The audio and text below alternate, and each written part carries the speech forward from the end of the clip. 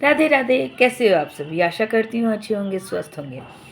अगर आपने अभी तक मेरे चैनल हिंदू कल्चर को लाइक शेयर एंड सब्सक्राइब नहीं किया तो, और अगर आपको मेरी वीडियोस अच्छी लगती है तो अपने इस चैनल को, पूनम ऑफिशियल चैनल को, एक लाइक शेयर एंड सब्सक्राइब करना ना भूलें। तो चलिए इधर उधर की ज़्यादा बातें नहीं करके सीधे आज का जो ये विषय है, जैसा कि थंबनेल देख के आपको पता चल ही गया होगा, हम लोग आज बात करने वाले हैं विवाह पंचमी की। जी हाँ, विवाह पंचमी का त्यौहार हर वर्ष मार्गशीर्ष महीने की शुक्ल पक्ष की पंचमी तिथि को मनाया जाता है।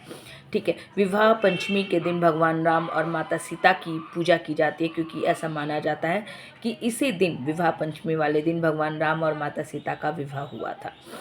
इस दिन राम सीता जी के जो भी मंदिर होते हैं उसमें विशेष पूजा अर्चना करने का विधान है। लोग ढोल बजवाते हैं, कीर्तन करवाते हैं, रामायण का पाठ होता है, सुंदरकांड का पाठ होता है। इस तरीके से करके लोग जिनका विवाह नहीं हो रहा वो अपने भावी जीवन के लिए, भावी वैवाहिक जीवन के लिए प्रभु से प्रार्थना करते हैं, व्रत उपवास करते हैं, पूजा पाठ करते हैं।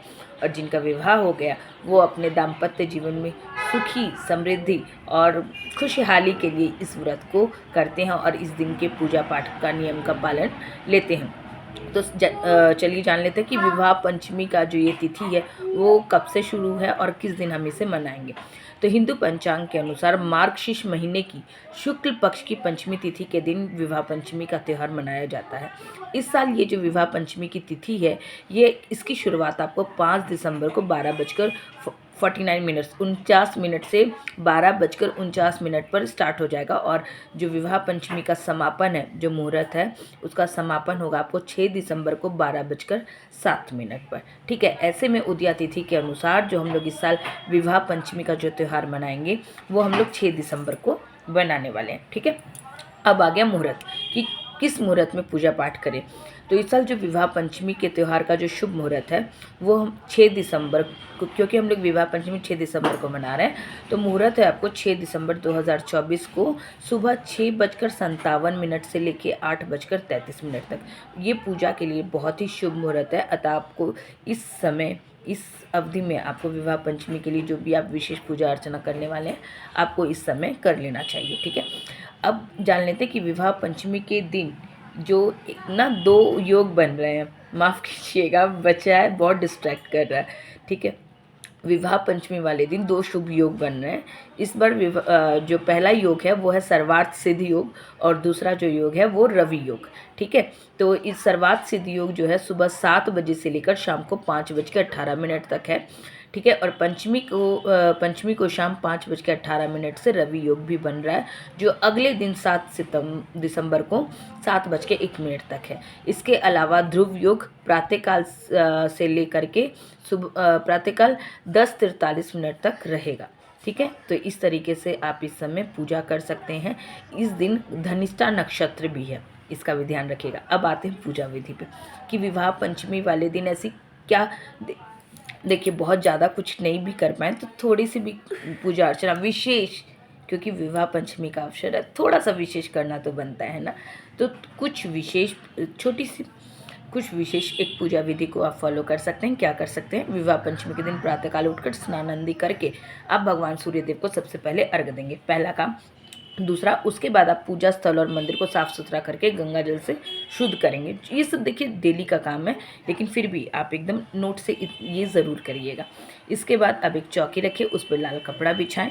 चौकी पर माता सीता और राम जी की जो भी तस्वीर या मूर्ति आपके पास अवेलेबल है आप उसे स्थापित करें। स्थापित करने से पहले वहाँ चावल का आसन देना मत भूलिएगा। ठीक है, अब जो भी आपने चित्र स्थापित किया या फिर जो मूर्ति स्थापित की है उसके सामने अब आपको घी का दिया जलाना है। ठीक है, भगवान राम को और माता सीता को आपको फूल समर्पित करने हैं, टीका समर्पित करना, भोग समर्पित करना, मतलब जो आप कर सकते हैं। ठीक है, जितना आपसे सक्षमता हो उस अनुसार करिए। अब प्रभु श्री राम और माँ सीता को भोग चढ़ाएं, फूल, धूप, दीप आदि से प्रभु की पूजा अर्चना करें।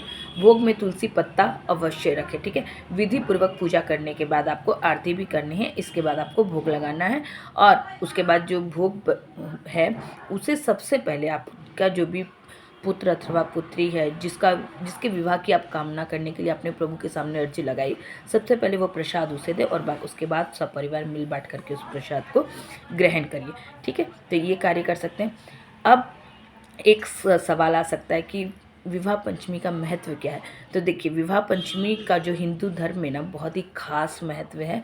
इस दिन माता सीता और भगवान श्री राम की विवाह की वर्षगांठ, जैसे हम लोग अपनी एनिवर्सरी बनाते हैं ना, वैसे ही भगवान राम और माता सीता की इस दिन वर्षगांठ होती है, एनिवर्सरी होती है।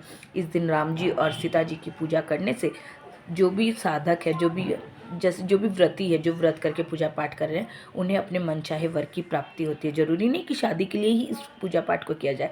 अगर आप शादीशुदा भी है ना, तो आपकी मैरिड लाइफ अच्छी हो, सुख समृद्धि से भरी हुई हो, खुशहाल हो, तो इसके लिए भी आप इस व्रत को, अगर व्रत नहीं भी करना चाहे तो आप सुबह पूजा पाठ करने के बाद सात्विक भोजन को ग्रहण कर सकते हैं। इतना आप कर सकते हैं, ठीक है।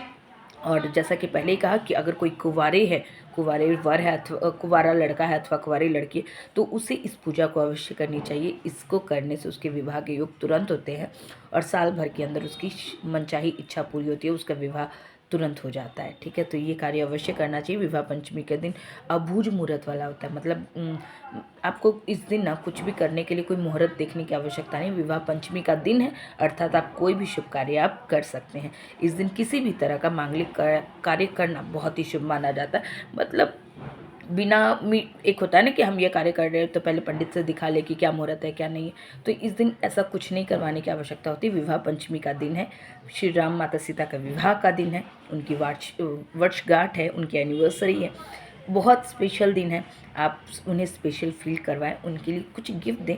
माता सीता को नहीं कुछ तो एक तुलसी जी के पत्ते पे श्री राम लिख के ही उन्हें भेंट कर दें, श्री राम जी को सीताराम लिख के भेंट कर दें। तो ऐसा करने से भी आपके मतलब भगवान राम और माता सीता ही प्रसन्न हो जाएंगे। तो आपको प्रसन्न करने वाली चीज़ों का वो तोहफा ज़रूर देंगे। तो आपको ये कार्य अवश्य करना है। आशा करती हूँ आपको ये वीडियो पसंद आई होगी, और अगर कोई क्वेश्चन हो तो व्हाट्सएप पे आप मुझसे पूछ सकते हैं। तब तक के लिए जय श्री राधे, जय श्री राम। विवाह पंचमी की आप सभी को बहुत बहुत शुभकामनाएं। राधे राधे।